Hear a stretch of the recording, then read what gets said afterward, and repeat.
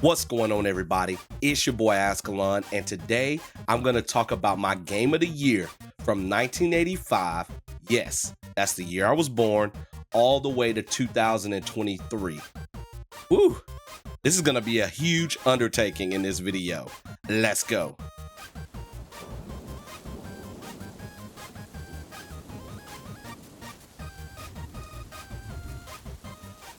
All right, a few things before we get fully into the video. First of all, this topic for a video was the winner of a January poll posted on my social media sites. Beginning in January 2024, each month, my Asgardians have the opportunity to decide what gaming video that I'm going to make next. And so I was actually shocked that this topic won in the very first poll. It has taken me a while to compile my notes and select my games of the year, but I am ready to present them to you. Here are a few rules that I want to get into before I start with 1985. Right now, you're seeing clips of some of my honorable mentions. I plan to mention a few games, each year that barely missed out on the cut for my game of the year for that particular year. Since I have to cover 30 years of games, I plan to not spend more than a minute or two on each game because I don't want this video ending up being 2 hours long. I plan to briefly explain why I selected whatever game for each year. And like I said earlier, I'm going to mention some of the honorable mentions that were not selected as my game of the year. I'm basing everything on the release dates from North America or USA, so I will not be using like the Japanese release dates or anything like that. Shout out to the Remember the Game podcast for inspiration behind this topic.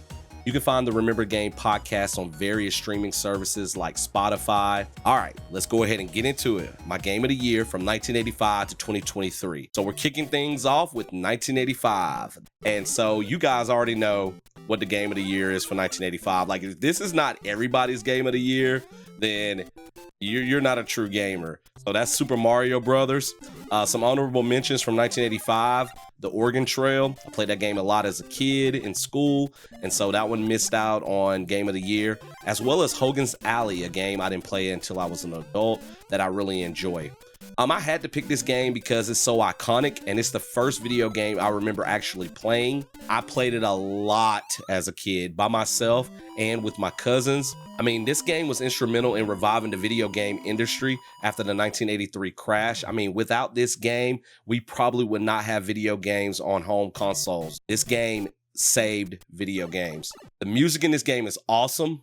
The track from World War II will always be one of my favorite music tracks from a video game. I had it in a package with Duck Hunt as a kid. They came packaged in my Nintendo, so I played Duck Hunt a lot as well. But yeah, Super Mario Brothers. I mean, what more can I say about such an iconic game? 1986 was a very tough year for me as far as picking my game of the year. I think this is the only year I actually struggled with selecting a game. There's no honorable mentions for this year. So my 1986 title, though, is Where in the USA is Carmen Sandiego? This was another game that I played in school. I didn't play this one as much as the Oregon Trail, but it was one of the few educational games that I did get to play. And as a kid, whenever you got to play video games instead of doing schoolwork, that was always a fun time, no matter what video game you were playing. And I enjoyed Where in the USA is Carmen Sandiego. It kind of introduced me to the mystery genre of things like books, movies, video games. Like, I enjoy mystery movies and books and stuff. I especially enjoy playing mystery video games, and I think that's due in large part to Where in the USA is Carmen Sandiego. In this game, you get to use geography and other clues to track down henchmen, and then eventually Carmen Sandiego herself. I mean, this game has a lot of reading in it, but I was really good at reading as a kid. I mean, I guess I still am. So I enjoyed it. This game is probably not for, every kid as far as educational games are concerned. They may like some other ones better, but I really enjoyed Where in the USA is Carmen Sandiego, and it is my 1986 game of the year. 1987 was very easy for me. The only honorable mention is the 3D Battles of World Runner, which I did not play until I was an adult. I really enjoy that game. It's very fascinating. But my 1987 game of the year is Mike Tyson's Punch-Out! 1987 saw the release of games in North America that would be the world's first introduction to iconic franchises that still exist today, such as The Legend of Zelda, Mega Man, and Castlevania, but I've never played any of those original games. So my pick had to be Mike Tyson's Punch-Out. And I'm not talking about the one simply called Punch-Out with Mr. Dream as the final boss, even though I know they're essentially the same game. I'm talking about the one with Mike Tyson in it at the end of the game. I really wish they would make a modern day Punch-Out game, but even if they don't, this game still holds up really well today. In fact, I would go as far as to say it's better than most modern boxing games. It's also a puzzle game because you have to figure out the patterns of attacks from each opponent while utilizing your own arsenal of attacks and a variety of combos. It amazes me how this game made such a good use of the NES 2-button controller and D-pad. Like, I'm just amazed at all the different combination of punches and dodges and stuff that you can do using 2 buttons and a freaking D-pad. If you want to see me play through some of Mike Tyson's Punch-Out, I played through it on my channel for episode 3 of my Forward to the Past retro gaming playthrough series, so you can find the playlist on my channel if you're interested in seeing me play some of Mike Tyson's Punch-Out for the first time as an adult. 1988, my game of the year is ice hockey. Yes, that's simply what it's called. My honorable mention for 1988 was RC Pro-Am. I haven't played a whole lot of RC Pro-Am, but I did play a lot of ice hockey. And I believe it's the first sports game I ever played as a kid, which is weird because I don't really know much about hockey at all. Some people would probably choose Blades of Steel over this game, but I never played Blades of Steel as a kid, and ice hockey just always seemed more fun to me. I love how you can customize your team by choosing between a combination of 3 types of hockey players. You can have a fast but weak player that's good at face-offs. You can have an average all-around player, or you can have a slow and big player who has power and strength. The fighting in this game was also very hilarious. It was one of the few things I really enjoyed. Super Mario Bros. 2 came out this year. I rarely played that game as a kid because I never owned it, and I've never really liked Super Mario Bros. 2. I mean, maybe one day I'll give it a fair chance, but my game of the year for 88 had to go to ice hockey. 1989 was probably the year that I finally started to struggle a little bit with choosing between multiple games for whatever I selected for my game of the year. So in 1989, you had Teenage Mutant Ninja Turtles, the arcade game, which I loved. You also had Tecmo Bowl that came out that year. I know it, but sadly, I don't have any memories of playing it. Like, I know I played it, but I can't really remember. So my game of the year for 1989 goes to Teenage Mutant Ninja Turtles, the original NES game. So some of you are probably sitting there like, why did he choose this game over the arcade game? I prefer Turtles beat 'em up games like the arcade game and Turtles in Time, but I played the heck out of this game as a kid because I love the Turtles so much. I mean, at one point my room was decorated with Turtle stuff, like my bedding set, my curtains. Like, I had so much Turtle stuff in my bedroom. I had toys, all kinds of stuff. I never beat the NES game as a kid because I had no clue where to go and what I was doing. But in hindsight as an adult, you know, a lot of people say this game is tough, but I appreciate this game a lot more as an adult than I did as a child. I felt it did things differently than later Turtle beat 'em up games. Each turtle plays differently based on speed, power, reach, etc. So you had to strategize which one to use in certain situations. You had to manage each turtle's health and could rescue them if they run out of health, and the Foot Clan managed to capture them. Like, I thought all of those things were really cool to add into a Turtles game, and I wish we saw some of those things in future Turtle games. I really wish they would remake this game. Like, I just think it's really cool, like the different things that they tried to do in this game. It's hard as crap. And you can't really, you know, play it with friends to try to get through it like you can the arcade game and Turtles in Time, but I really enjoyed TMNT, the 1989 Nintendo video game. 1990 was also a year I had no honorable mentions, so of course Super Mario Bros. 3, that one's a lock. I mean, I feel like that one still would have been a lock even if I had some other games that, you know, competed with it a little bit. I was 5 in 1990, and for Christmas that year, my parents bought me my own NES. So it came with the first Super Mario Bros. Game and Duck Hunt as a combo cartridge. And then my parents also bought me Super Mario Bros. 3 as well. I absolutely love this game. I don't know much to say about it, just like the original Mario Bros. Game. I mean, it took what I loved about the first game and just made it like 10 times better. The Super Leaf is one of my favorite Mario power-ups of all time. The Koopalings made the final boss fights of each world more interesting than fighting just Bowser every time in the first game. I like how when playing with someone else, you alternate after each level instead of waiting for the other player to lose a life, because with the first Super Mario Bros. Game, as the younger cousin, I always had to play as Luigi, and I had to wait for my older cousins to die, and sometimes they would get to like world like 4 before they died, or even beyond that point, because they would use the warp zones and stuff. So I like that in Super Mario Bros. 3 you alternate each level, so even if I had to play as Luigi, it made things a little bit more fun because I got to play more. But yeah, 1990 Super Mario Bros. 3, amazing game. 1991 saw games like Road Rash, Super Baseball Simulator 1.000, or is it like 1000, I don't know, Ski Free, Super Mario World. But my 1991 game of the year is going to be surprising. It goes to The Simpsons, Bart versus the Space Mutants. I wasn't allowed to watch The Simpsons as a kid, but somehow I got my hands on this video game. I still to this day don't know how. I think my parents even bought it for me, or someone gave it to them and then they gave it to me. I remember never getting through the first level because as a small child, I had no clue what I was doing. I think I was much older before I realized you had to spray paint purple objects. But as a kid, even having no clue where to go, you just had fun back in the day playing video games, even if you couldn't even beat a level. I played this game so much over and over and over again, and I was just content with playing only the first level. I later learned that you can convince other members of your family that aliens exist and that they will help you in the boss battle at the end of each level. That's really cool.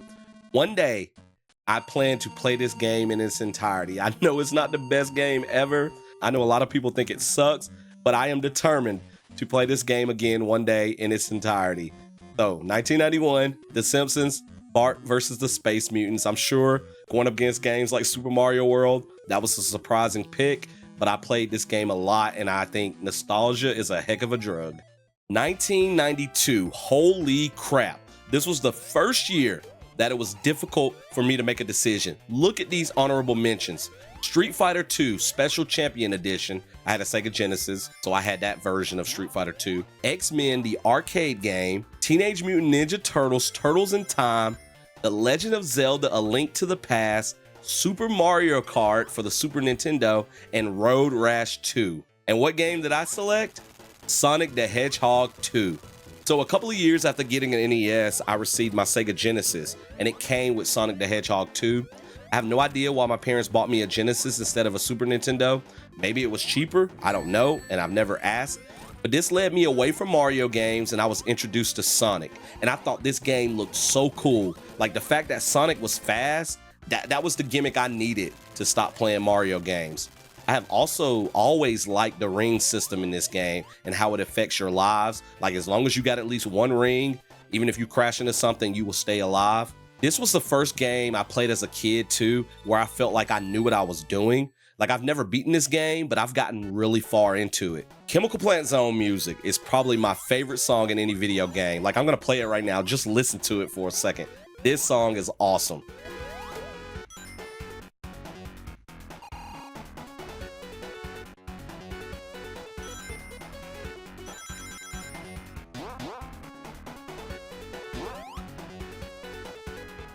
(1993) also had a pretty impressive lineup of games. Mortal Kombat, Mortal Kombat 2, Super Mario All-Stars, Teenage Mutant Ninja Turtles Tournament Fighters. But my 1993 pick is Doom. This game somehow found its way onto my PC that I had as a child. I can't remember how, but I think my dad or mom brought home a computer that had it on it or something like that.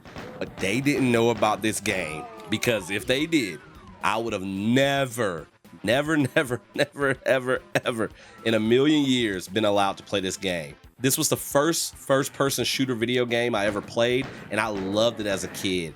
I think I liked this game because it was different from other games I had played at the time. It became the first game that I would turn to when I just wanted to mindlessly destroy enemies without really having to pay attention to a story or anything like that. It became my go-to when I didn't have anything else to play or when I didn't want to play anything else. All of the weapons are so much fun to play with. I love the chainsaw, just running around, enemies, and the BFG 9000s, the power-ups and the cheat codes you could put in to affect your gameplay. This game was so awesome. 1993, Doom. 1994 had games like World Series Baseball, The Lion King, which is one of the hardest games I've ever played as a kid, Cruising USA, Super Punch Out, and then it also had games like Donkey Kong Country, Mega Man X, and Super Metroid that I want to play one day. I never really played as a kid. So my 1994 pick is going to go to NBA Jam. I played this game more on the Sega Genesis than in the arcade, but I've enjoyed both versions of it. I used to rent it all the time because as a kid I didn't own it, but I now own it as an adult. This game was such a phenomenon when I was in elementary school. My friends and I at school would say all of the catchphrases like, "He's on fire," and "Boom shakalaka." I just loved everything about this game when I was a kid. The big-headed digital sprites that kinda look like the players, the fouling to steal the ball, like punching people and shoving them, the on-fire animations with the basketball, the insane dunks, the codes for secret players, like some that weren't even NBA players. Like, this game was so awesome and so much fun. I really enjoyed playing it as a kid, and I still enjoy it to this day as an adult. NBA Jam. 1995, I selected a game that I didn't grow up playing, but I finally played as an adult and I really enjoyed it, and that is Earthbound. But first, some honorable mentions from 1995: Toy Story, Batman Forever, Area 51, the arcade game, Killer Instinct. And then I also want to shout out Chrono Trigger because I want to see what the hype is about that game one day. I've never played it. But Earthbound is a game I didn't play until I was an adult. I actually played it for the first time in my Forward to the Past playthrough series. It was episode 1, and then off camera I played through the rest of the game, and I loved it. I would not have been interested in this game back in the day, but as I grew older, my taste in video games changed, and so I started to branch out to more genres. This game is so much fun. I hope to one day do a review of this game at some point on my channel, so I don't want to talk about it too much. And obviously I'm trying to, move forward through each year as fast as I can. But the music, the combat, the characters, the humor, I enjoyed all of those things in this video game. I hate that I missed out on so many Super Nintendo games as a kid, but I'm trying to fix that as an adult. So 1995, my game of the year is Earthbound. 1996, we had honorable mentions like Cruising World, Super Mario 64, and then games I've never played all the way through like Resident Evil, Tomb Raider, Super Mario RPG, Legend of the Seven Stars. Like those last 3 games I really want to play all the way through as an adult. But my 1996 Game of the Year choice is Star Wars, Shadows of the Empire. I didn't start getting into Star Wars until middle school. I had a long-term sub teacher one year for one of my classes, and he gave me a couple of Star Wars books from the Corellian trilogy. After that, I started consuming Star Wars books, and then I finally watched the original trilogy of movies when they were re-released in theaters a couple of years before The Phantom Menace came out.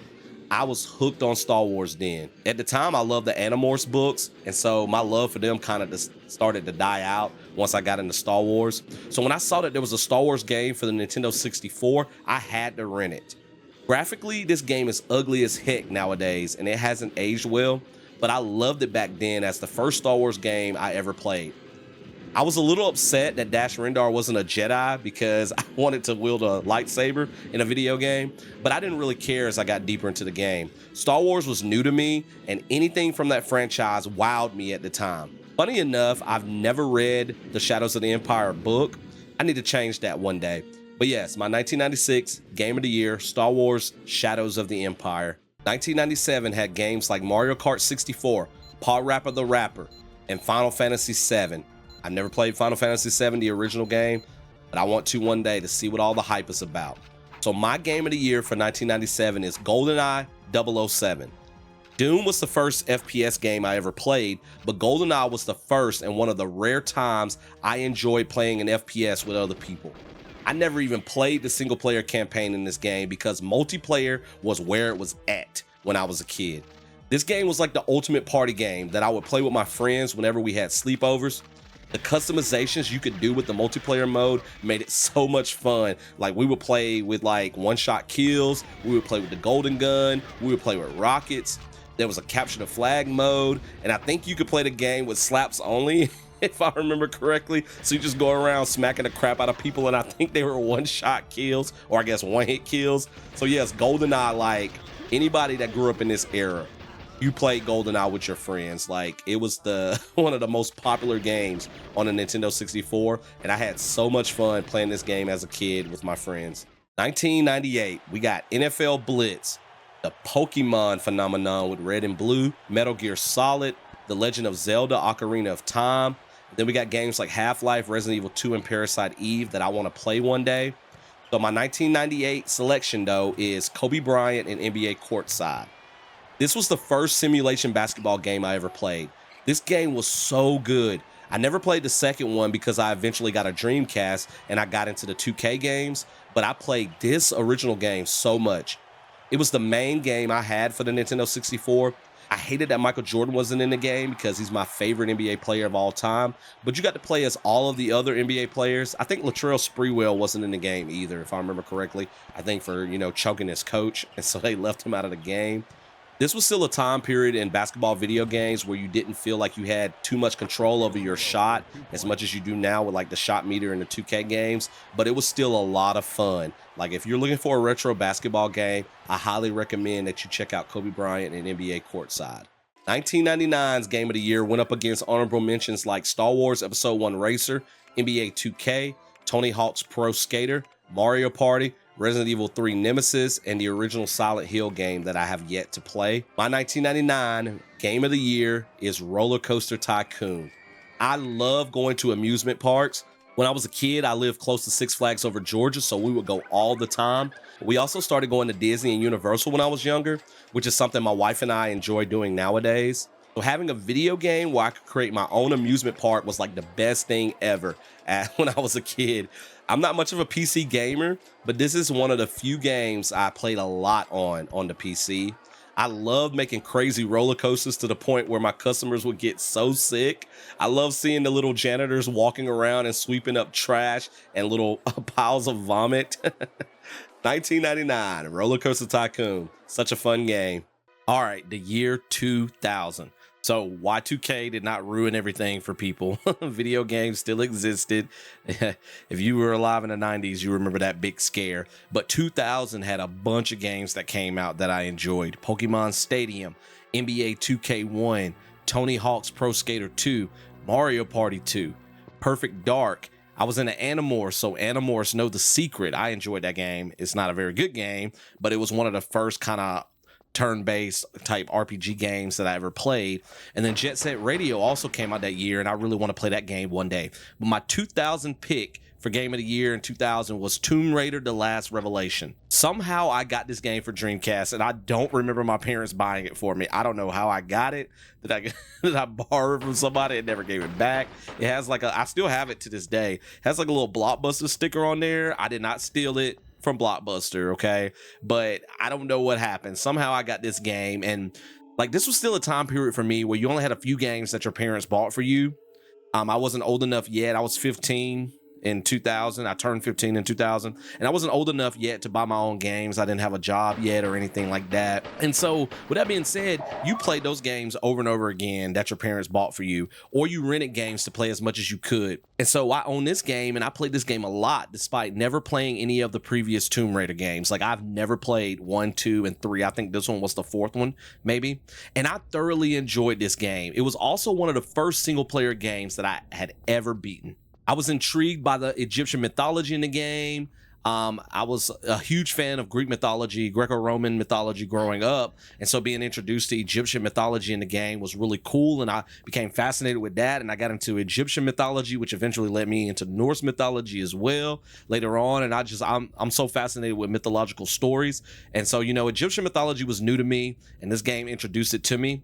So eventually my Dreamcast started messing up to where it would kind of overheat. And so it would turn on for like 10 to 15 minutes. I can't remember the exact amount of time. And then it would cut off and reset and start back over. So I remember trying to replay this game when my Dreamcast started doing that.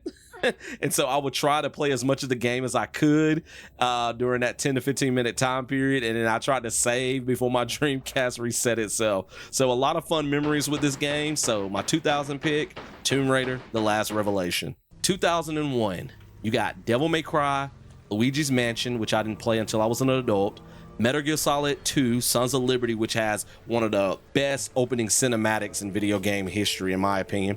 Silent Hill 2, which is a game I want to play all the way through one day. Final Fantasy X, which is a game I want to play one day. But my 2001 pick is Resident Evil Code Veronica X. I had played a good bit of Resident Evil 3. That was kind of the first Resident Evil game I ever played with a buddy of mine. But this was the first Resident Evil game, Code Veronica was, that I beat. And it was the game that made me a fan of the series. I like the camera angles better in this game than when I played Nemesis. I loved exploring in this game and finding items that I needed, but there was just way too much backtracking. That's like one of my major critiques about this game. Oh yeah, and the voice acting. The voice acting is horrible. But I enjoyed exploring in this game and, you know, finding the items that I needed elsewhere, even though you had to backtrack a lot. The Bandersnatch is one of the most terrifying enemies I had ever encountered in a video game, at least at the time. This game got me into Resident Evil novels. I started reading the novels by S.D. Perry to kind of catch up on the story of the previous games, because I've never played the first one all the way through. I've started it multiple times.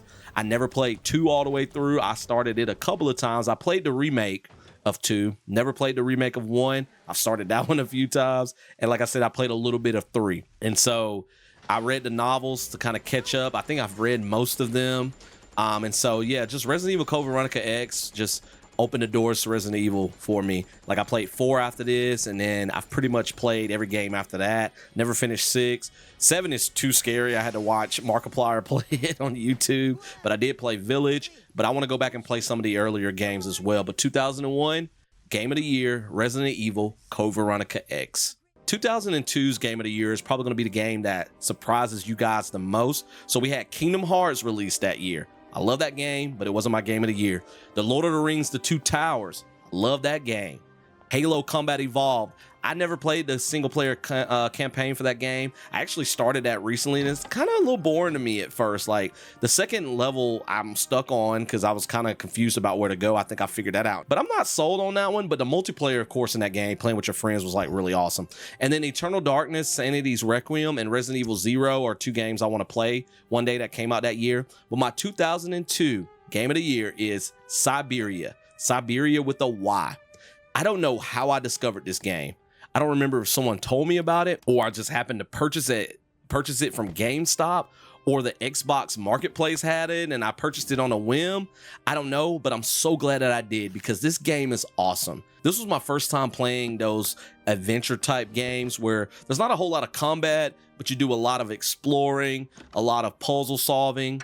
This one is an action game about a lawyer named Kate Walker, who is sent to this French village, which I grew up studying French in school, so that was really cool.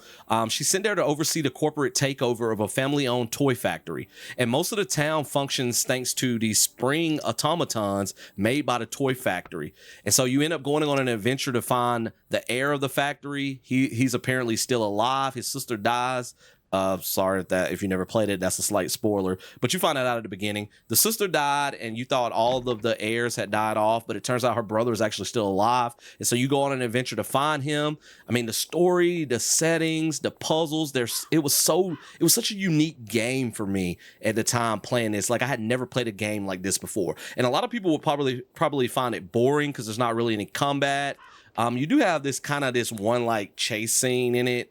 But it was kind of like a precursor to me for those cinematic video games later, like Until Dawn, where you don't really do the combat. You kind of do the quick time events. That's what I was trying to think of. This was kind of a precursor to that for me. It's more of a point and click style game, though. But you know, the format of it kind of reminded me of those future games that I enjoyed so much. I mean, you just, in this game, you just simply explore each area. You speak to these fascinating NPCs to learn about the story. You solve puzzles, which the puzzles can be a little challenging in this game to advance the plot. And you just sit back and enjoy the amazing story. And I love games like that from time to time. You know, I love the ones with combat too, but sometimes you kind of need a break from those. So 2002, GOTY goes to Siberia. 2003, the year I graduated high school. We got Harry Potter Quidditch World Cup. And you know me, I'm a Harry Potter fan. If you don't know that by now, now you know. And Quidditch is like the best sport ever created. And so the fact that you get to play that in a video game, I'm hoping the new Quidditch game that's coming out, by the way, is really awesome. But yeah, that one still wasn't my game of the year. We had Lord of the Rings, The Return of the King, which I loved as much as The Two Towers, if not better. Felt the combat was a little more fluid in that one. Devil May Cry 2, I know a lot of people give that game a hard time, but that was actually the first Devil May Cry game I beat. I went back later and played the first Devil May Cry. Enter the Matrix, which again, some people give that one a lot of crap. I thought that one was really cool. Of course, you know, people wanted to play as Neo in that game, but still, getting a Matrix game was really awesome. And then Silent Hill 3 and The Simpsons Hit and Run are two games that I want to play that came out that year. But my 2003 choice is KOTOR. I mean, Star Wars Knights of the Old Republic, man, like, such an amazing game. I actually, and this has kind of been my introduction to a lot of series. I end up playing the sequel or like later games first and then going back. I kind of did that with Mass Effect, but I didn't play Mass Effect 2 all the way through, just kind of like the demo. And then I went and played the first Mass Effect. But I actually played the second KOTOR game first. So I was introduced to the original KOTOR afterwards. And the second one is a really fun game. But once I played this one, I was like, this one is far superior. The story is amazing. It has that wonderful twist at the end, which I don't want to spoil for you guys in case you never played it. If you never played KOTOR by now, I mean, this game's been out for over 20 years. Like, go and play it, seriously. It's like one of the best Star Wars games, if not the best Star Wars game out there. The Jedi Fallen Order series is kind of giving it a little run for its money in my books, but I still enjoy KOTOR. The characters are great. I love that you can become a Jedi and your choices affect whether you are light or dark sided, which in turn affects your ability levels when using particular force powers. Of course, you can use force lightning as a good guy, but it costs you more force points, which you have in the game, and so it depletes your force powers a lot quicker. But if you're dark side, man, you can spam that force lightning a lot more. So that was a really cool concept. I love the classes you can choose from before becoming a Jedi and the classes you can choose from after becoming a Jedi. The combat was a little strange to me at first because I hadn't played too many RPG games at the time. And this one is kind of like the Dungeons and Dragons style, where you roll the D20 dice, and that determines whether you're successful. Of course, you don't roll the actual dice in the game does it for you. But it follows that similar format. And so I hadn't played too many RPG games at the time, and so this one was the combat was a little strange, but playing the second game first definitely helped. I mean, it's the same type of combat.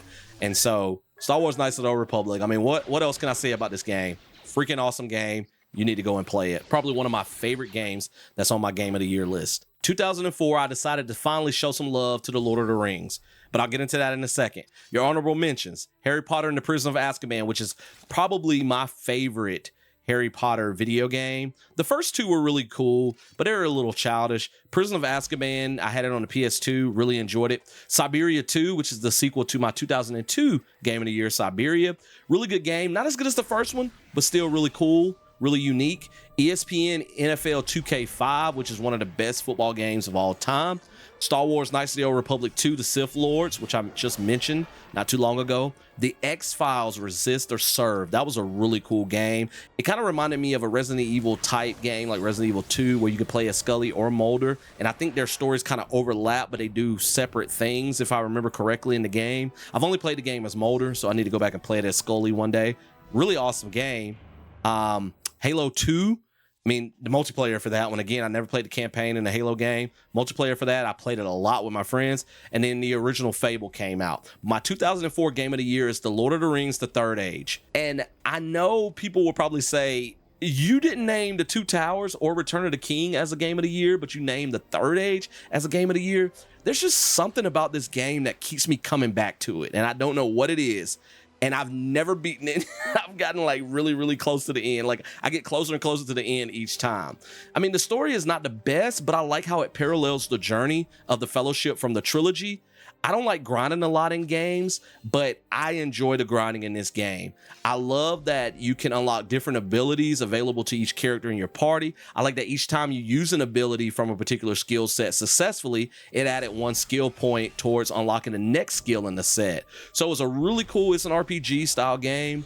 And again, I wasn't big into RPGs back then, and this was one of the games that got me more interested in playing RPG games. And I actually do enjoy them nowadays, like the ones that I've played. So 2004, The Lord of the Rings, The Third Age. 2005, this year was really tough for me. Jade Empire is one of my honorable mentions. It was really, really close to being my Game of the Year.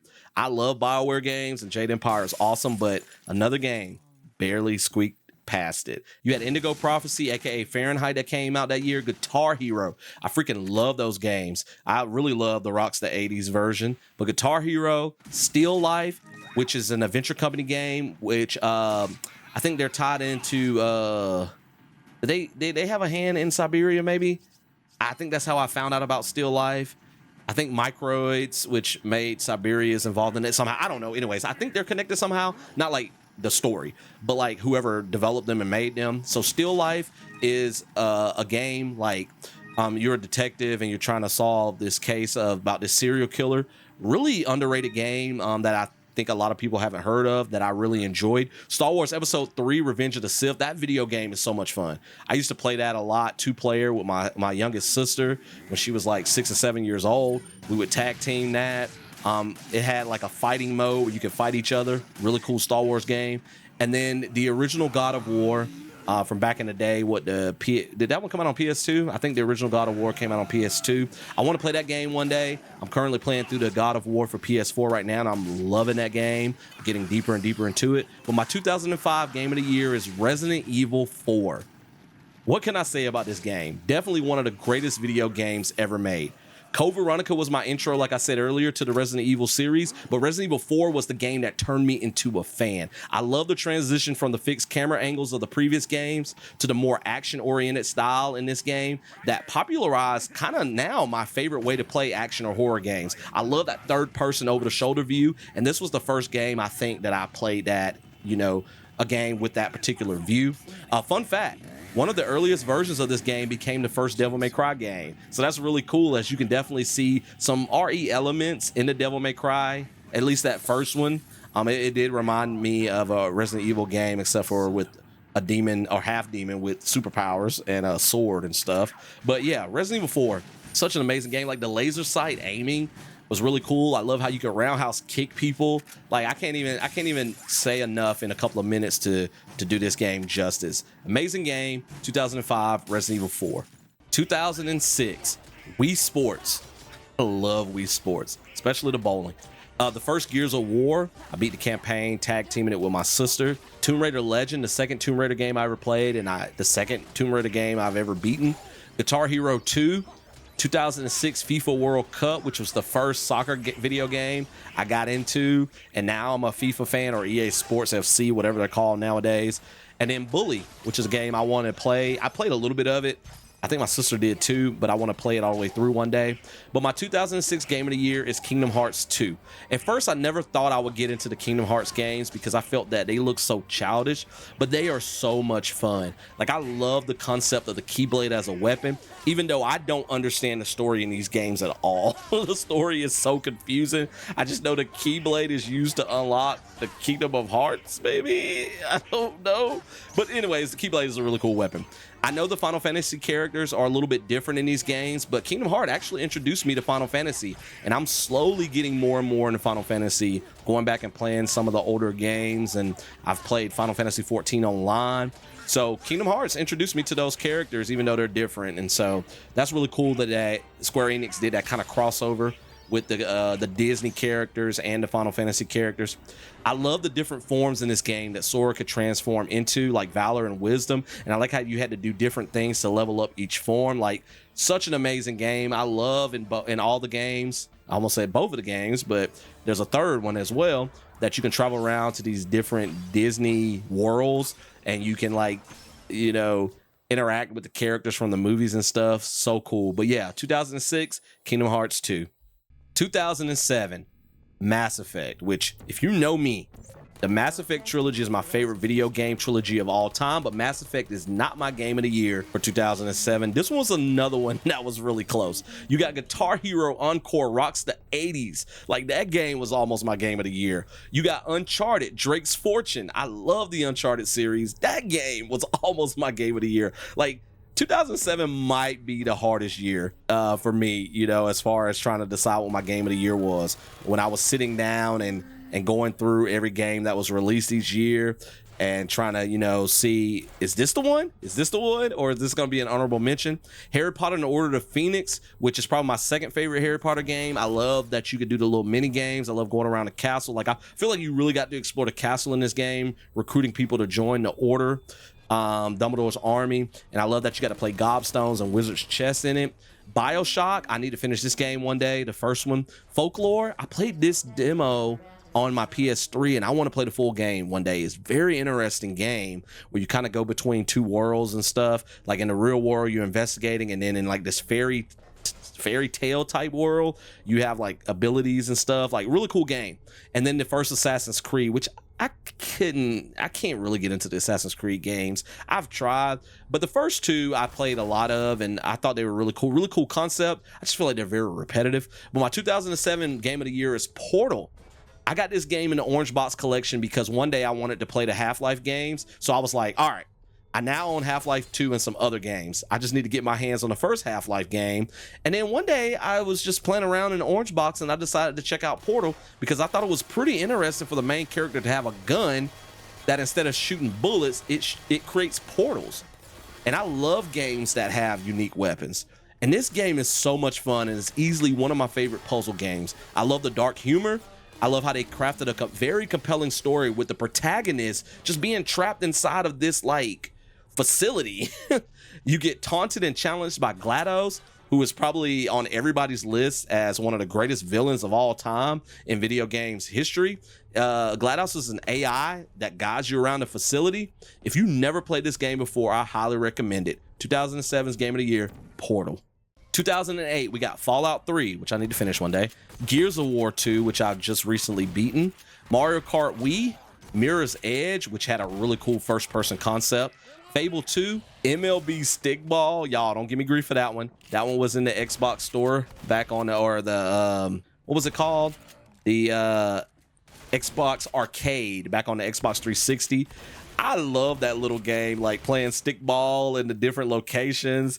You're a kid and you collect cards to unlock Major League Baseball players. Like that game was so much fun to me. But anyways, MLB Stickball, Dead Space, which is a series I want to play one day, but I haven't. 2008 though, game of the year is Left 4 Dead. My friends and I played Halo and Halo 2 multiplayer back in the day. You know, during the time when we had the System Link original Xboxes together. I wasn't very good at those games, but they were fun. But Left 4 Dead was the first person shooter game, try saying that 5 times fast, that I got good at. Like I was really good at this game. I've even played some of it online with others. And if you know anything about me, I'm not an online gamer. That was a pretty big deal for me. I don't really enjoy playing games online. I'm not saying that it's just because I'm not good at it. I just don't like the people that you play online with. Like one time I played one of the latest NBA 2K games and they never passed me the ball at all. And then they finally passed it to me at the end of the game and I made the game winning 3. I'm like, this is why I hate playing online with people. Like people are either selfish or they taunt you if they're really good at it, call you all kind of names under the sun. So the fact that I played Left 4 Dead online and I played another game that's an honorable mention later online a lot as well.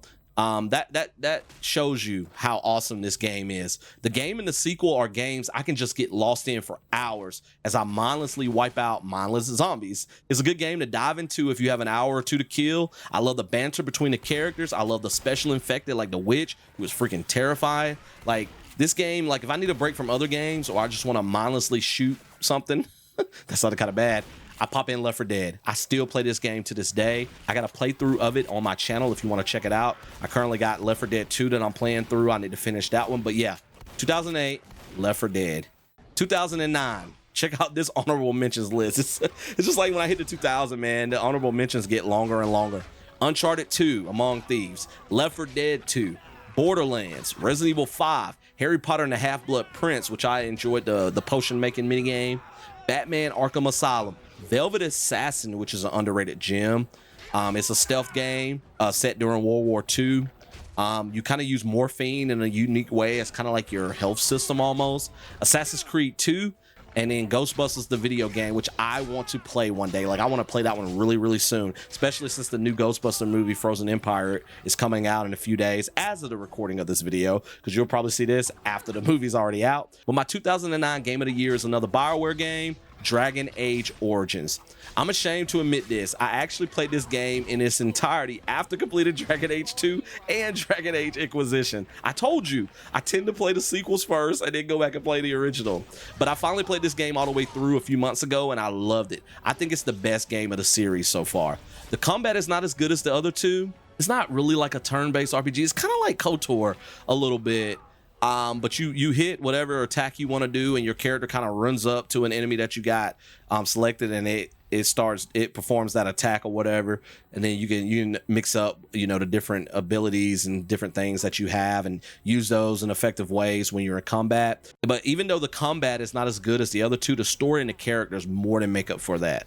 Fascinating story, fascinating characters. I love the origins intros and how they are different depending on your race and class. That was a neat touch by BioWare. I mean, eventually the game comes together into the same place, and then you play the rest of the game out, you know, the same way.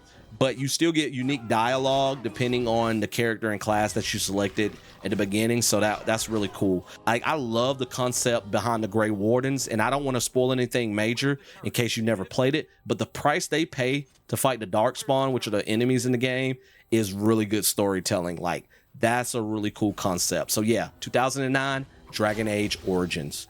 2010, Lego Harry Potter years 1 through 4.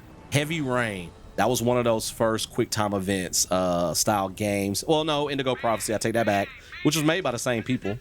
Indigo Prophecy was the first one, but Heavy Rain was another one that I played. Splinter Cell Conviction, which was the only Splinter Cell game I've played all the way through. Alan Wake, I need to finish this game one day because I really want to play the second one. Fable 3. Hydrophobia, which is another game I discovered on the Xbox Arcade back on the 360. Really cool concept with how they had the water graphics and hacking in that game. Really neat little game. And Red Dead Redemption, which is a game I want to play one day. But my 2010 game of the year, I mean, you guys know this, Mass Effect 2. I mean, this is the greatest video game made of all time, in my opinion. It's my favorite video game ever. Like, I don't feel like anything is going to top this game. I mean, never say never, but I don't feel like anything is going to top this game. I mean, what do I say about this one? It's my favorite game of all time and my favorite video game trilogy of all time. I actually started playing this one before playing the first game. I played the first 20 minutes or so, and if you know the intro, you know which part I played in the demo, and that had me hooked. And if you've never seen it, and if you've seen it, you know what I'm talking about. I heard, though, that I needed to experience the first game first because you can carry your character over into the second game. So I stopped playing this one early on and didn't finish it until after I played the first game.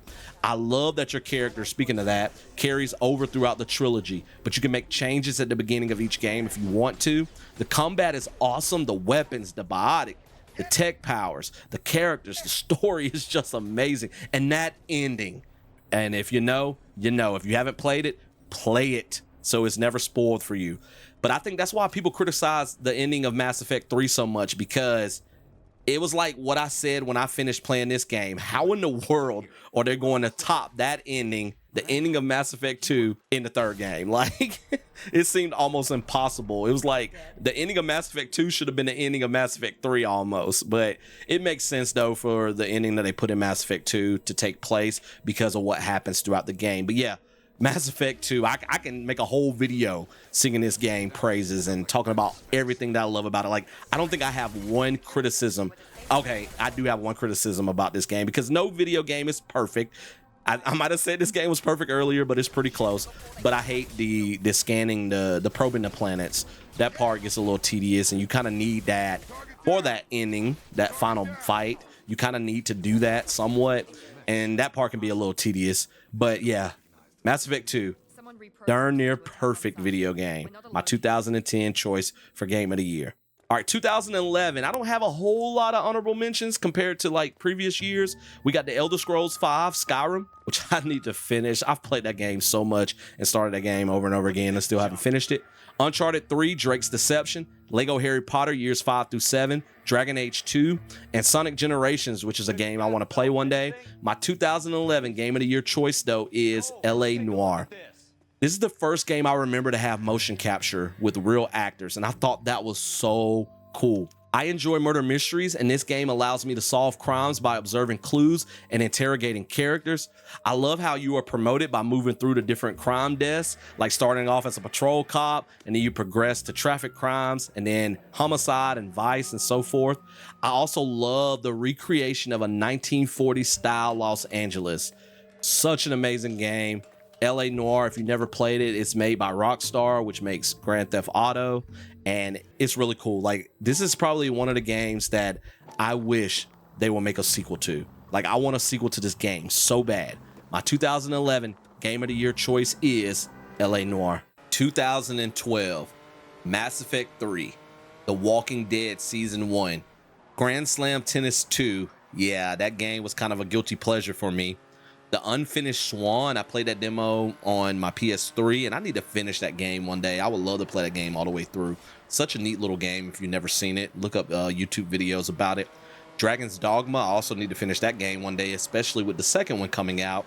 But my 2012 game of the year is Forza Horizon. This is the game that started my love of the Forza Horizon franchise, and it is still my favorite game of the series. The graphics pale in comparison to the later games, but this game was so much fun. Like, I really enjoyed playing this. I feel like this is the only game in the series that really captures the true essence of participating in a racing festival. Like, you have to earn your wristbands for each stage, do a series of races, culminating in a showdown with a boss of that particular wristband level. Like, I really felt like I was racing at a racing festival. Now, of course, you know, the later games, they got better with graphics. They added some other types of, you know, features in the game. But this one, like, I love the little banter with the bosses and how you could take their car when you win. The future games don't really have anything like that. So yes, my 2012 game of the year is Forza Horizon. I love that game. 2013, check out this list. The Last of Us, Gone Home, which is a walking simulator game with a neat story. If you never played it, it was like one of the first like PC games I kind of played all the way through. I played some PC games back in the day, but I played that one exclusively on the PC. And as a walking simulator, it was a lot easier for me to go through with the mouse and keyboard because I'm not used to playing with the mouse and keyboard. I've gotten better over the years, but I still prefer a controller. Tomb Raider, so that was the first game of the reboot trilogy. The Stanley Parable, hilarious game, kind of along the lines of Portal to a certain extent. Check it out. It takes place in the office building. There's different paths that you can go, and all this crazy stuff happens. Beyond Two Souls, I need to finish that game one day. And Injustice, Gods Among Us. But my 2013 game of the year is The Wolf Among Us. It's kind of weird saying Injustice, Gods Among Us, then The Wolf Among Us. But I love the Walking Dead Telltale games, and so I decided to try out some of the other ones. And I thought The Wolf Among Us sounded very interesting, and it did not disappoint. I had heard of the Fables comics, but I had never realized it was a gritty film noir story featuring fairy tale, mythical, and legendary characters in the real world. Like, such a really cool concept. And just playing that game and getting to experience those fairy tale, you know, characters in a modern setting and seeing how they were able to capture, like, you know, the abilities and stuff that they have in the fairy tales and how they translated that into the modern world. Like, it was really cool. Some people don't care about these adventure games with minimal combat and quick time event button sequences, but I love them because the stories are usually so great. Like, I don't mind the QTE stuff if you're going to give me a good story. I'm a sucker for a good story since I don't have opportunities to read as much as I used to, and so I look forward to playing video games that have really amazing stories that I can just sink my teeth into. And The Wolf Among Us is one of those. I've been hearing for like a couple of years that a sequel is coming. Come on, sequel. Where are you? I want a sequel to this game. 2013 Game of the Year, The Wolf Among Us. All right, 2014, we got Forza Horizon 2, which was a really good game. I don't like it as much as the first one, of course. I've already said that, but really good game. The first Destiny game came out that year. Wow, I can't believe that game came out 10 years ago. Five Nights at Freddy's. Oh, I cannot play through that game myself, but I respect it. I enjoy watching other people play it, but that one creeps me out a little bit. And not that I don't like scary games. I love scary games, but it gives me anxiety having to look at all the cameras and all that. But such a good game. Serena, which is I think it's an indie game about this guy. You're just in this like cabin, and you're exploring the different areas of the cabin, and you unlock kind of the backstory about what happened. And it's kind of sad, but a really good game. I highly recommend checking that one out if you've never heard it before. Middle Earth Shadow of Mordor. I need to finish this game one day. That's like a lot of games that are honorable mentions for me. Alien Isolation. I watched Markiplier play this one, but I've never played it myself. Fantastic game. But 2014, my game of the year goes to Dragon Age Inquisition. This is the second Dragon Age game on my list, and Inquisition I feel is the pinnacle of the Dragon Age games, combining my favorite elements from the first and second games. You have to travel to different places in search of allies for your army like in the first game, and then you have an upgraded version of the amazing combat from the second game. And not to spoil anything for you, but what you learn about Solus, who is one of your party members, is jaw-dropping to say the least. And I think that's really setting up Dreadwolf, which is going to be the sequel to this game. I'm so excited for that one. I can't wait.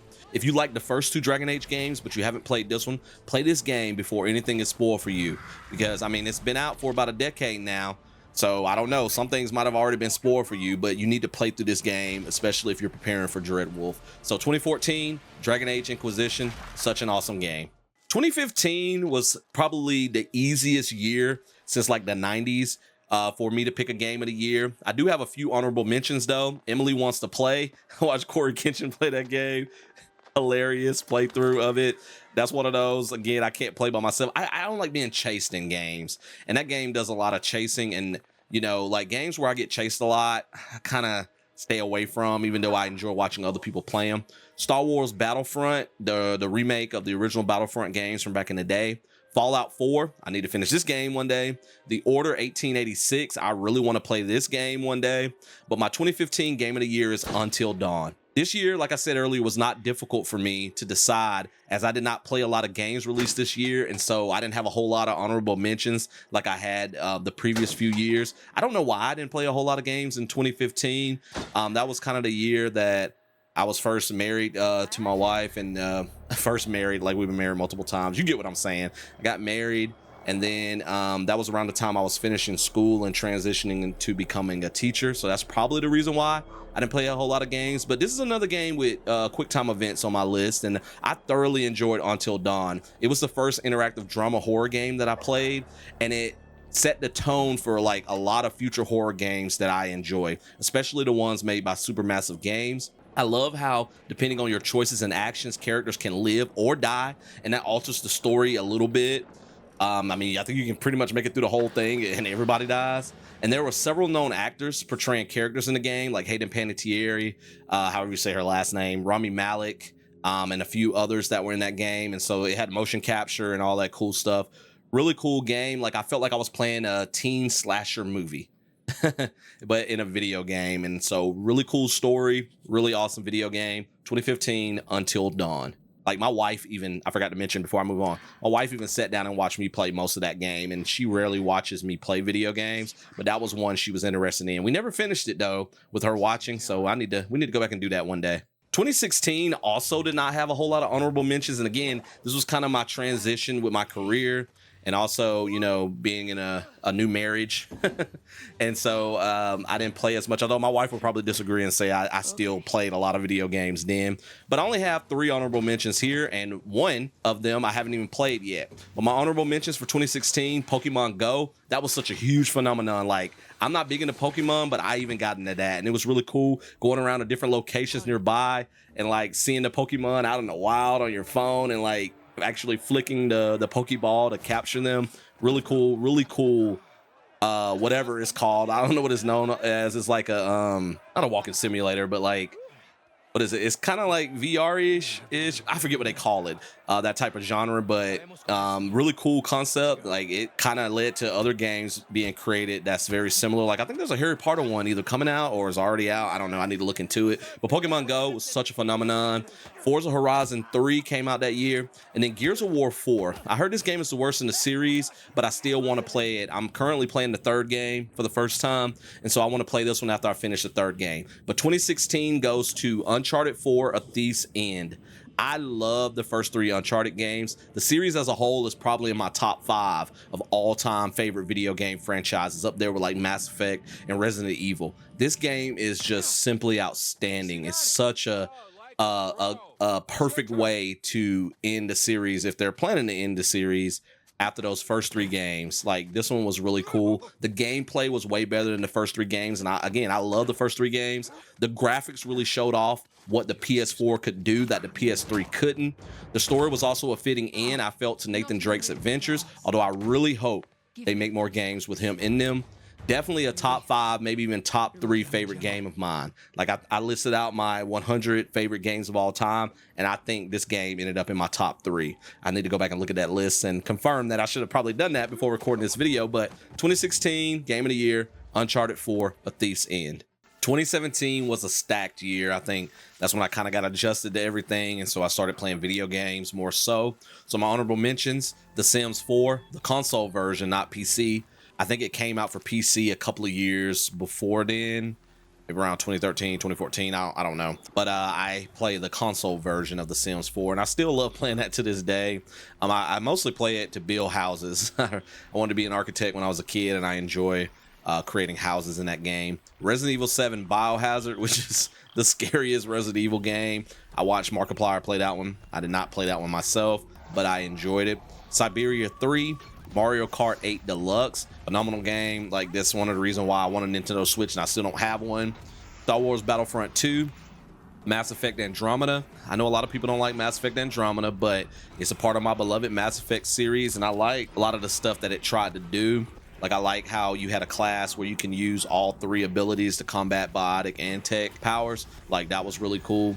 And then The Legend of Zelda Breath of the Wild. I really want to play this game one day again. I want a Nintendo Switch, but my 2017 game of the year is Horizon Zero Dawn. I was a few years late to playing this game, but I'm so glad I finally did. I love the game's story and how they combine primitive weapons and tribal aspects with like futuristic technology. Such a cool concept.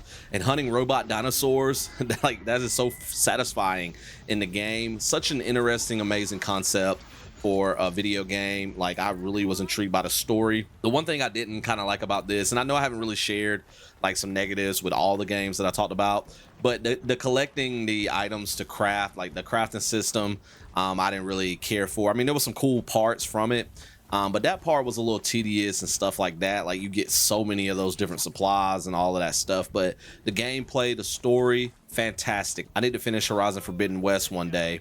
But Horizon Zero Dawn, really cool game. My 2017 game of the year. 2018 was an interesting year because I just recently started playing God of War, the PS4 game. I haven't finished it yet. I only recently started playing it, and so I'm about halfway through it. And if I had played this game before, it might have been really difficult for me to decide my game of the year for 2018. You'll see which one I picked in a little bit.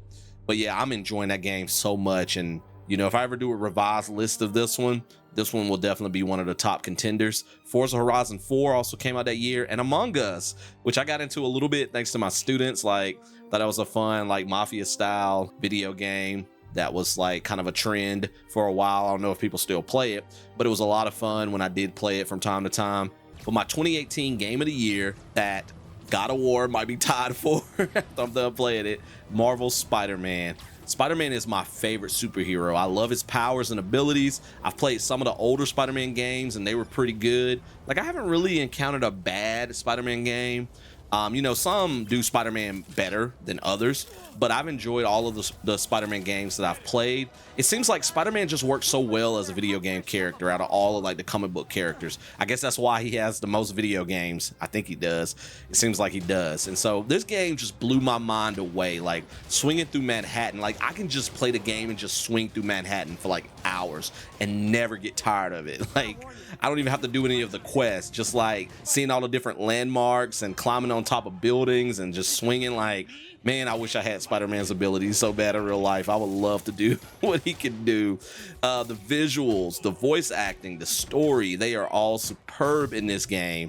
So like I said, God of War is really good, and on any given day I would be torn between God of War and Marvel Spider-Man, but as of right now, since I haven't finished God of War, Marvel Spider-Man, my 2018 game of the year. 2019 might be a little controversial for some of you, depending on how you view this particular trend in video games nowadays. But let's talk about the honorable mentions first. Star Wars Jedi Fallen Order, probably my second favorite Star Wars video game after KOTOR. The Outer Worlds, I know some people kind of hit a miss with that one. I really enjoyed it. Slay the Spire, I never thought I would get into a roguelike game, let alone a roguelike card game. But I listened to this podcast called Remember the Game, and the host, Adam Blank, is always talking about this game. And I went through like about 100 episodes of his podcast, listening to him talk about Slay the Spire from time to time. And I finally decided to play it myself, and it's so awesome. Like, I've only beaten it once, but I've played it a lot. I've put a lot of hours into it. Really awesome game. If you're looking for another game that I recommend, if you're looking to kind of pass the time, Kingdom Hearts 3, Mortal Kombat 11, which was the first Mortal Kombat I got into since like 3. I kind of got out of the Mortal Kombat games after I stopped playing fighting games. And then Control and Death Stranding are 2 games from 2019 that I really want to play one day. But my 2019 game of the year is Resident Evil 2 Remake. And I know some people feel like remakes should not be on game of the year lists, but I've never played the original game in its entirety. Like, I've barely played maybe 5 minutes of it. And so, like I said earlier, I wasn't introduced to the Resident Evil games until really Code Veronica. I mean, I played a little bit of Nemesis before then. I went back and played Resident Evil 2 part of it later, but Code Veronica was really my first entry, the first Resident Evil game that I beat. And I never really got to playing the original PS1 games all the way through. And so that's why I feel like I could count this one as a game of the year, because I played the remake only and not the original. But again, I know some people that might be controversial, some people might disagree, but this remake is probably my favorite Resident Evil remake so far. It was fantastic. It has a good mix of scares and action. Mr. X is terrifying. Like, quick story. There's this one room in the police department where you go down some stairs, and I think there's no way out of this room except for going up the stairs. And there were one time I was trapped in that room for about 10 to 15 minutes. I kid you not, because I could hear him stomping around outside. Poof, poof, poof, poof. And like, I didn't know exactly where he was. I was trying to listen. I could tell he got close from time to time. I didn't know if he would come down the stairs, and so I didn't want to open the door and he'd be like standing like right there. And so I can't remember exactly where it is in the police department, but I got trapped in there for a minute. And so just a funny little story about Mr. X. But I'm really hoping that we get some more Resident Evil remakes. I kind of want them. I know they remake the first one. They've remade the first one already, but I would love to see them remake the first one in this style, like 2, 3, and 4. Also, Code Veronica. I would love a remake of that one as well. But 2019 Game of the Year, Resident Evil 2 Remake. Awesome, awesome game. 2020, the year of COVID. We got Marvel Spider-Man Miles Morales, Final Fantasy VII Remake, At Dead of Night. It's a horror game for the PC where they use real actors and they combine, you know, the real acting with like video game graphics. There's a particular name for it, but it's really awesome. I highly recommend it. Fantastic game. Hades, I want to play this game one day. Like, now I'm into like roguelikes after Slay the Spire. So Hades I want to play one day. Made of Scare, or Scare, however you say it, Made of Scare, I think. I watched my buddy Glitch Fox play this, and it was amazing. It's a horror game. It's got like siren stuff in it. I think it's set in Wales or something like that, and it's based on a real location. I can't remember what location that is, but an awesome horror game.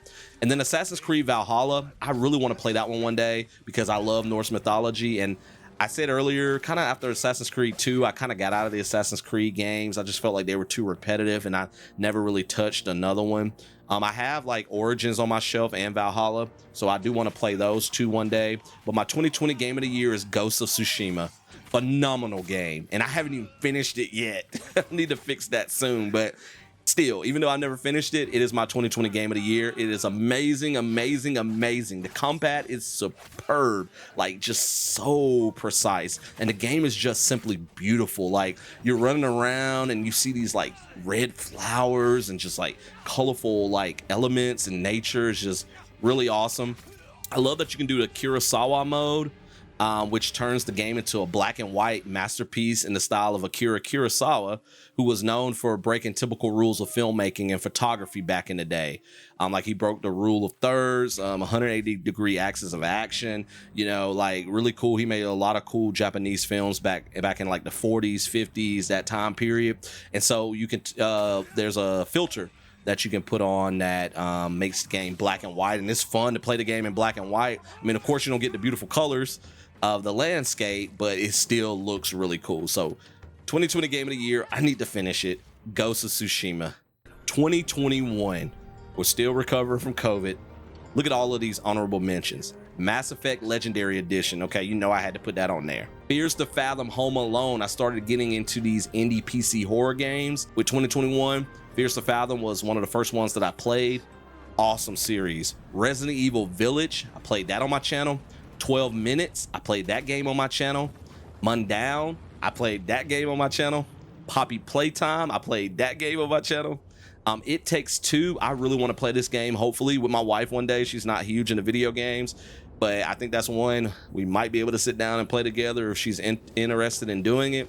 Kena Bridge of Spirits, Ratchet and Clank Rift Apart, Returnal. I want to play all of these games one day. And Jumanji the video game. I kind of want to play that one as well. So 2021, we're getting to the point where, and now we've been at this point for a while, but we're really getting to the point where there's just so many amazing games to play.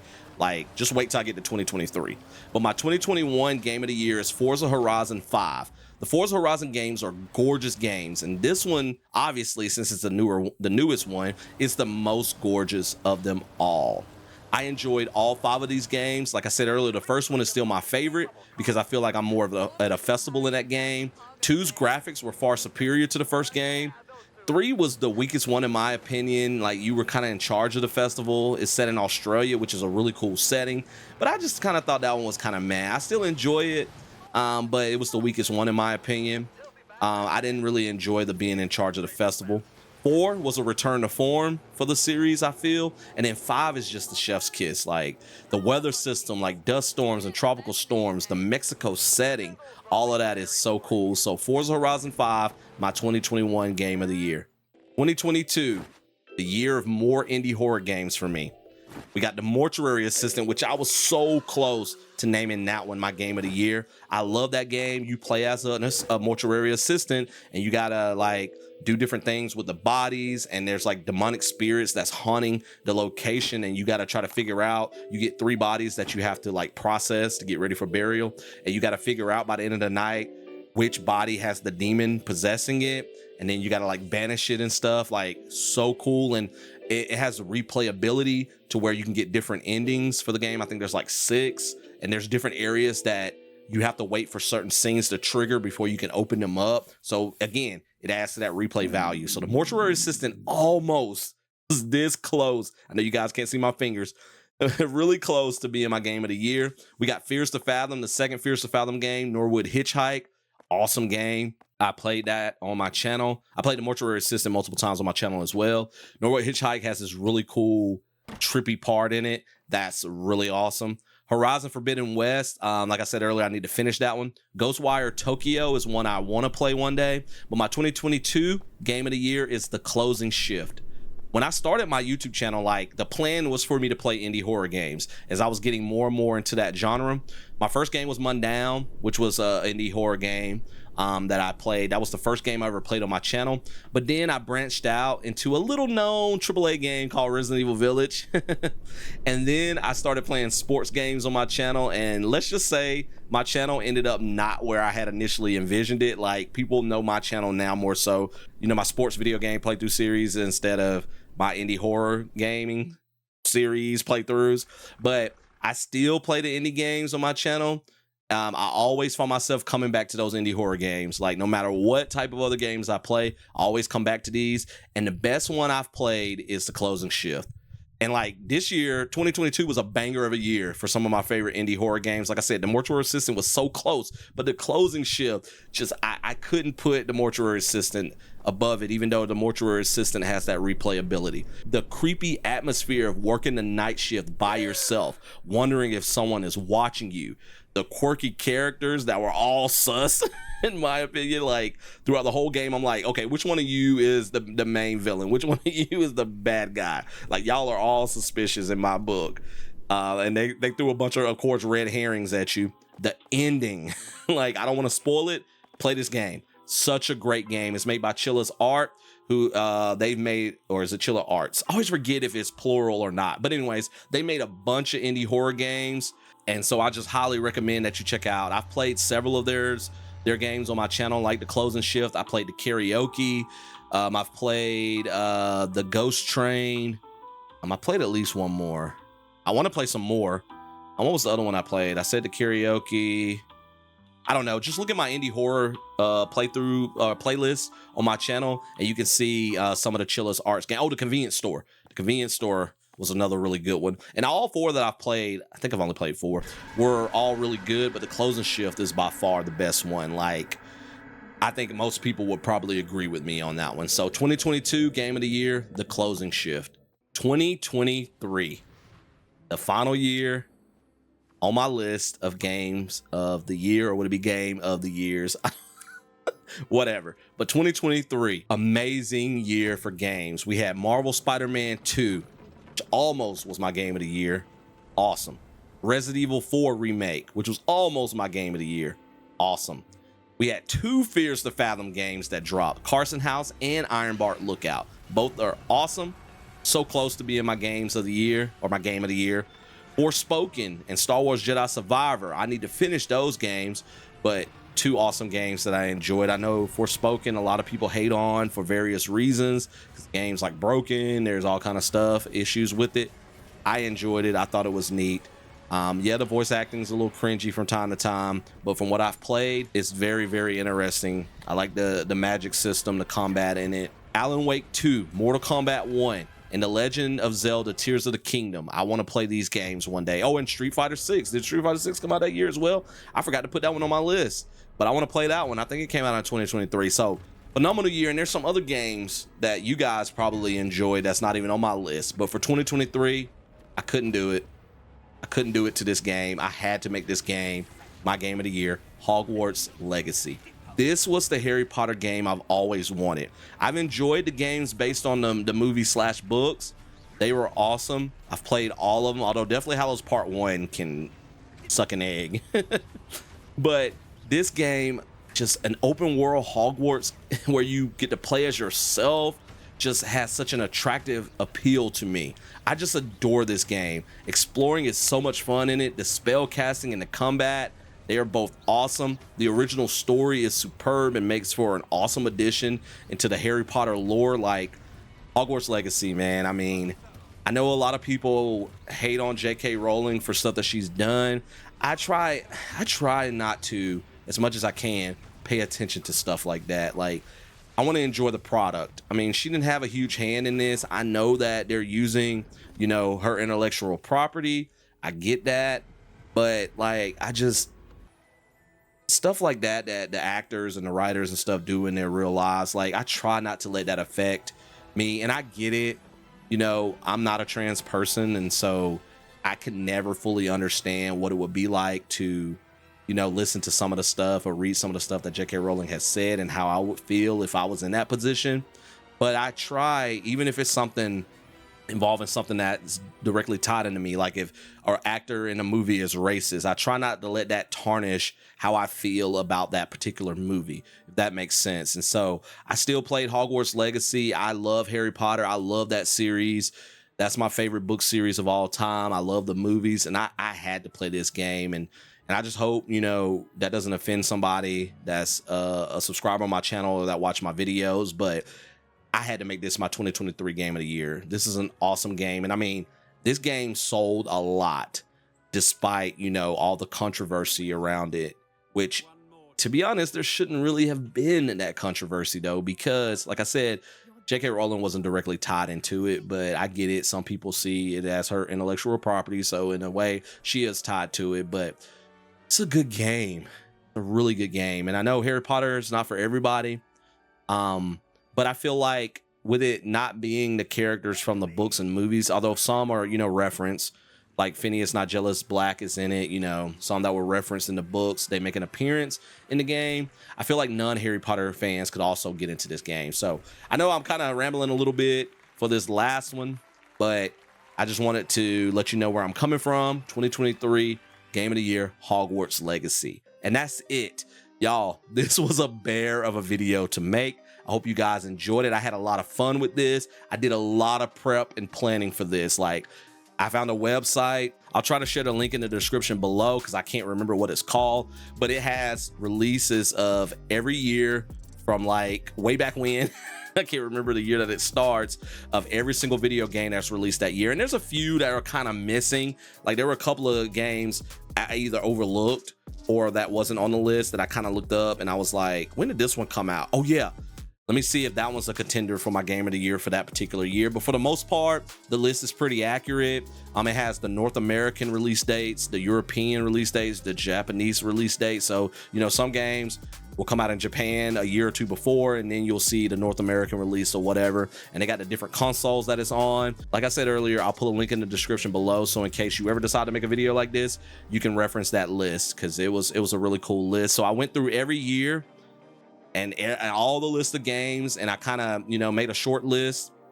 And then from that short list, I decided which one was my game of the year. And I had a lot of fun with that. It took a while. And then I had to type up my notes, kind of a few things I wanted to say. I don't want to spend a whole lot of time on each game, but I typed up my notes about a few things that I wanted to say about each game of the year. And I also wanted to mention, you know, the honorable mentions, the ones that just missed out on being my game of the year. And I try to stick to games, of course, that I've only played. I did mention some that I do want to play one day that came out a particular year. And so, you know, some of you may disagree with some of my games of the year, but you got to keep in mind, if it's something that I hadn't played, then it's not going to be on my short list. But there's still a ton of games out there that I still want to play. Like growing up, I only played certain things, and so I missed out on a lot of games. And so I'm trying to go back and fix that. And I've been slowly and steadily doing so, especially over the last couple of years. And having this YouTube channel has helped. So if you guys enjoyed this video, like I said, it was a long process. I really hope it was entertaining. Hit that like button. More videos. Maybe not this particular one, obviously, but more videos coming from me in the near future. Drop me a comment below. Let me know what you thought. Did you agree with some of my game of the years? Did you disagree with some of them? I would love to hear some feedback about this type of video as well, because I kind of want to do some more. I wouldn't necessarily call this a ranking video, but I kind of want to do some more like ranking style videos in the future. So drop me a comment below. Let me know your thoughts. If you're new around here, check out all my content in addition to gaming videos like this, talking about my game of the year. I also do gaming let's plays on my channel. I do gaming shorts, gaming trailer reactions. I do unboxing videos of video games monthly content, whole lot of gaming content, videos and crap on my channel. So if you're digging the content, definitely hit that subscribe button. I'm on social media, which I'm popping those up on the screen right now. So check me out on my social media sites. Give your boy a follow. I talk about gaming on those social media sites. Facebook is used primarily to, you know, promote new videos that I got coming out. But occasionally I do post things, you know, for the people that follow that page. Twitter is where I interact the most with people, talking about video games and, you know, also promoting my channel, obviously, because that's something that I have to do to reach more people. But I'm more active on Twitter, or X, as Elon likes to call it. He changed it to X and it still has Twitter in the URL, so go figure. Instagram, I get pretty like lazy with Instagram from time to time, because Instagram is a little bit more work, so I can go like weeks or months without posting on Instagram. But I try to post some pictures on Instagram from time to time, you know, give you guys a different glimpse into Azkhalon's life and, you know, my recordings and different things like that. So I'm not as active on Instagram, but I do post from time to time on there. Threads, I'm still getting more and more into. I don't really post a whole lot on Threads, so if you follow me on Threads, cool. You'll see some stuff like once every like month or two. But I'm trying to be more active on there. TikTok, I usually post a lot of the shorts that I post to YouTube. I'm not as active on TikTok as well. I'm trying to be more so this year, more active on TikTok. That's really one of the social media sites I kind of want to focus on more so. I also post some gaming clips on there whenever I'm doing playthroughs. So check out the TikTok, and yeah, follow me on those social media sites. I have merch, Azkhalonmerch.com. So if you want to buy a t-shirt, hoodie with my ugly mug on it, then check out Azkhalonmerch.com. And then I have a Patreon, patreon.com/Azkhalon, for as low as $1 per month. If you want to support my channel, there's various perks that you can receive. So check it out on that site, patreon.com/Azkhalon. All right. Wow. Made it through to the end of this video, and now it's time to edit it. So I will see you guys in another video, whatever video that may be. Thank you so much for spending time with me today. You could have been anywhere around the world figuring out your own games of the year from 1985 to 2023, but you chose to spend some time with your boy Azkhalon. I greatly appreciate it. And if I didn't plug this earlier before I say goodbye, this was the January 2024 poll winner on my channel. I'm a couple of months behind, and then I had a February and a March one. I'm going to be working on those videos probably next week to get those recorded and edited and out to you guys. And so if you're interested in partaking in those polls, you know, definitely follow me on social media. My Discord, there's a link to my Discord server in the description below. A lot of the ideas that are in the polls each month come from my Discord community.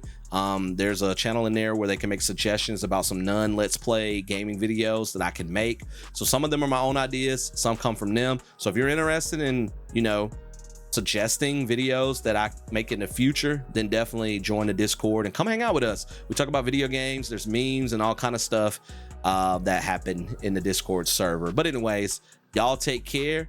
See you in another video. Peace.